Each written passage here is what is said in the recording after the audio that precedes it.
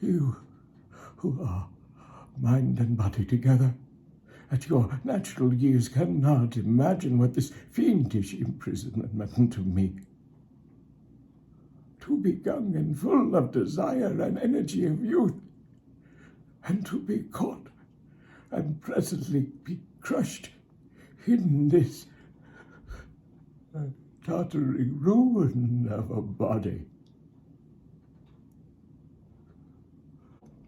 And here we begin the final part of the story of the late Mr. Elvesham by H.G. Wells. But I wander from the course of my story. For some time I must have been stunned at this change that had come upon me. It was daylight when I did so far gather myself as to think. In some inexplicable way, I had been changed, though how short of magic the thing had been done I could not say. And as I thought, the diabolical ingenuity of Elvesham came home to me. It seemed plain to me that just as I found myself in his, so he must be in possession of my body, of my strength, that is, and my future. But how to prove it? Then, as I thought, the thing became so incredible even to me that my mind reeled and I had to pinch myself to feel my toothless gums, to see myself in the glass and touch the things about me, before I could steady myself to face the facts again. Was all life hallucination? Was I indeed Elvesham and he me? Had I been dreaming of Eden overnight? Was there any Eden? But if I was Elvesham, I should remember where I was on the previous morning, the name of the town in which I lived, what happened to me before the dream began. I struggled with my thoughts. I recalled the queer doubleness of my memories overnight. But now my mind was clear. Not the ghost of any memories, but those proper to Eden could I raise. "This way lies insanity," I cried in my piping voice. I staggered to my feet, dragged my feeble, heavy limbs to the washstand, and plunging my gray head into a basin of cold water. Then, toweling myself, I tried again. It was no good. I felt beyond all question that I was indeed Eden, not Elvesham, but Eden in Elvesham's body. Had I been a man of another age, I might have given myself up to my fate as one enchanted. But in these skeptical days, miracles do not pass current. Here was some trick of psychology. What a drug and a steady stare could do, a drug and a steady stare or some similar treatment could surely undo. Men have lost their memories before. But to exchange memories as one does umbrellas, I laughed, alas, not a healthy laugh, but a wheezing, senile titter. I could have fancied old Elvesham laughing at my plight, and a gust of petulant anger, unusual to me, swept across my feelings.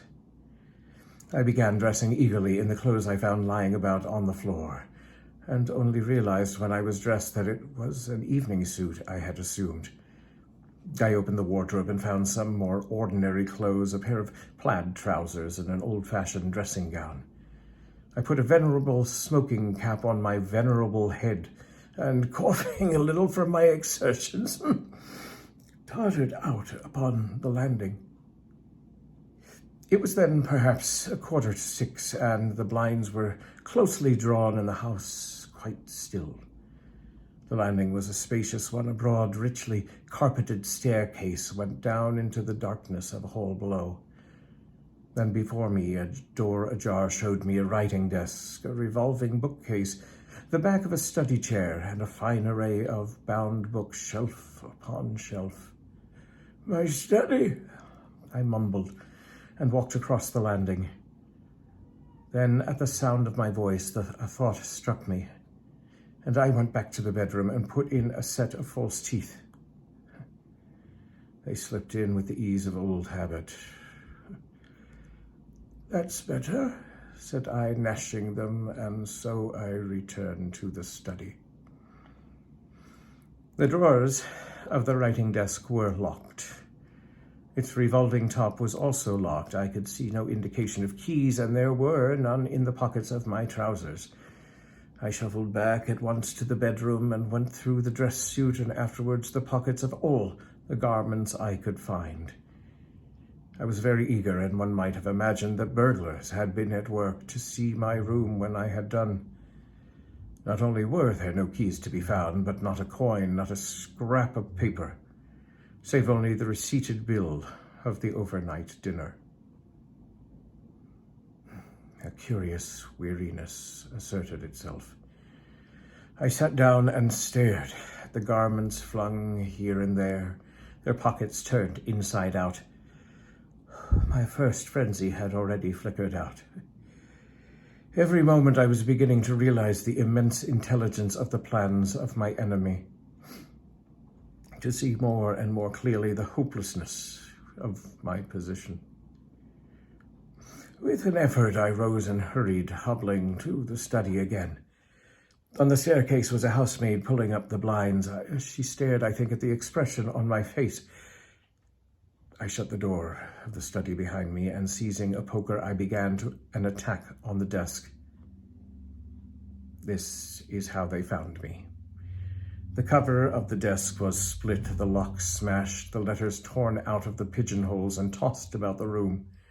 In my senile rage, I had flung about the pens and other such light stationery and overturned the ink. Moreover, a large vase on the mantel had got broken. I do not know how. I could find no checkbook, no money, no indications of the slightest use for the recovery of my body. I was battering madly at the drawers when the butler, backed by 2 women servants, intruded upon me.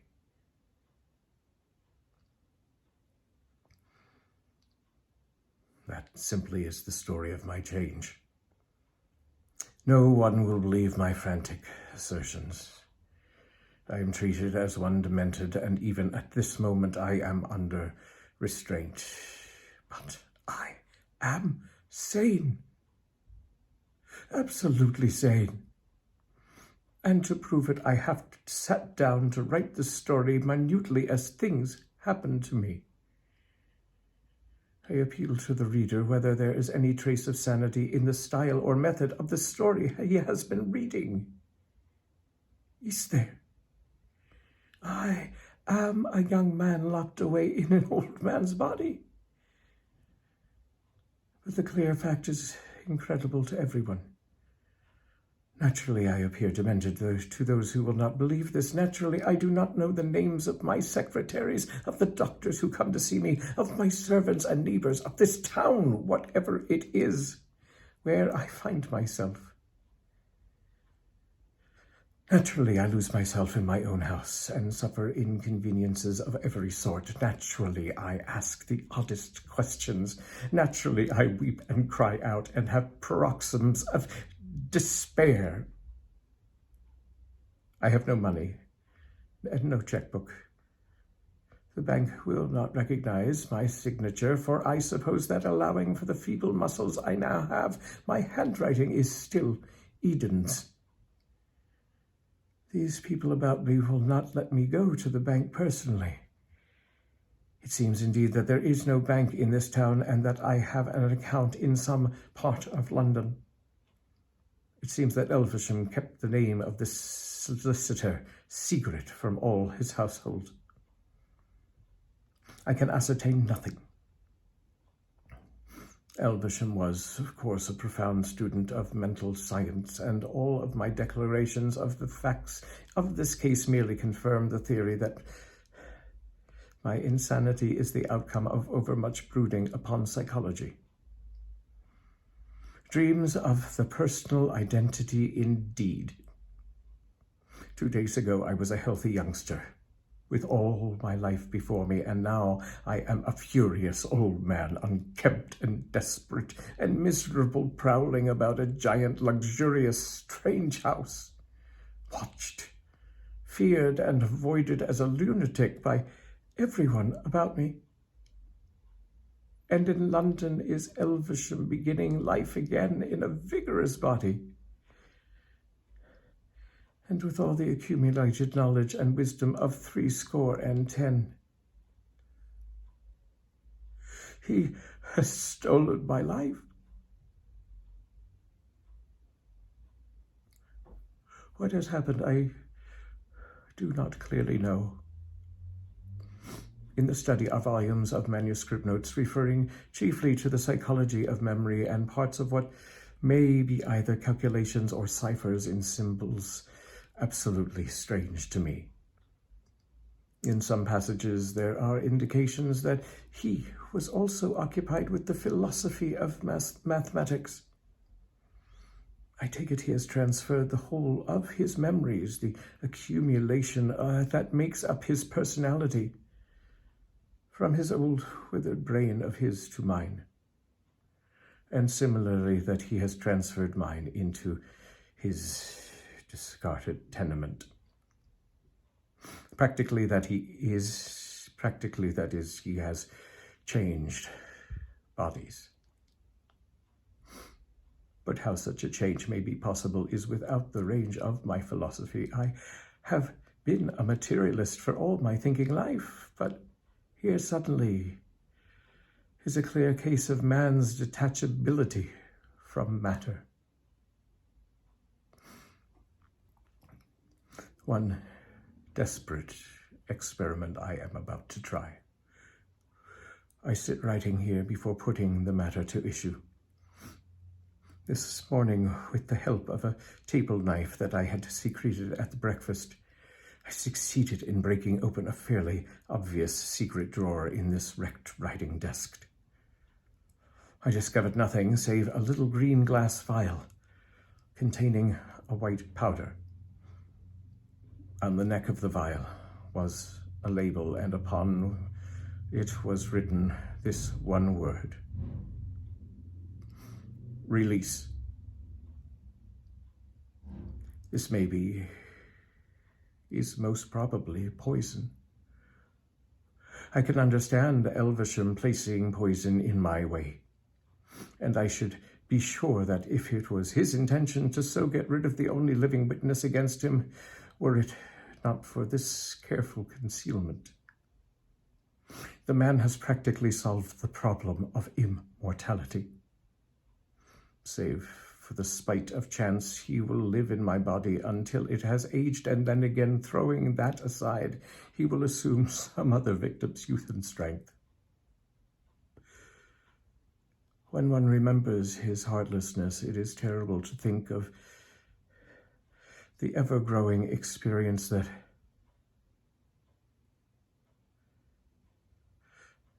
how long has he been leaping from body to body? But I tire of writing.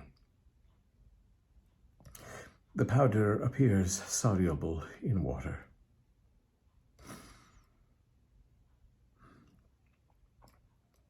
The taste is not unpleasant.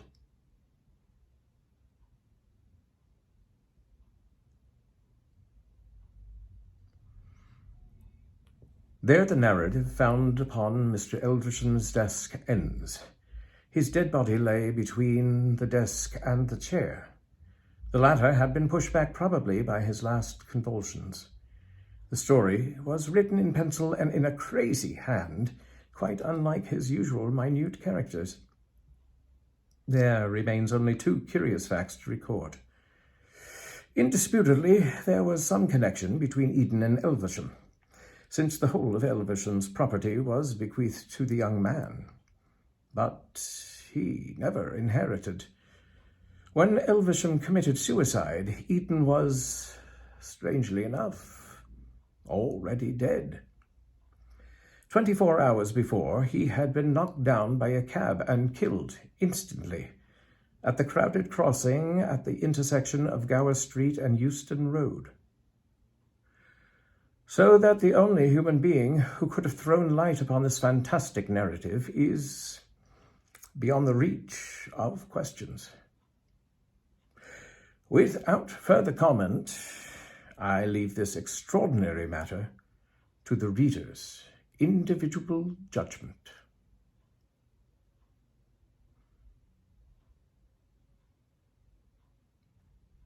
And there we end the story of the late Mr. Elvesham by H.G. Wells. Thanks for coming along on the journey. We'll see you tomorrow with something. See you then.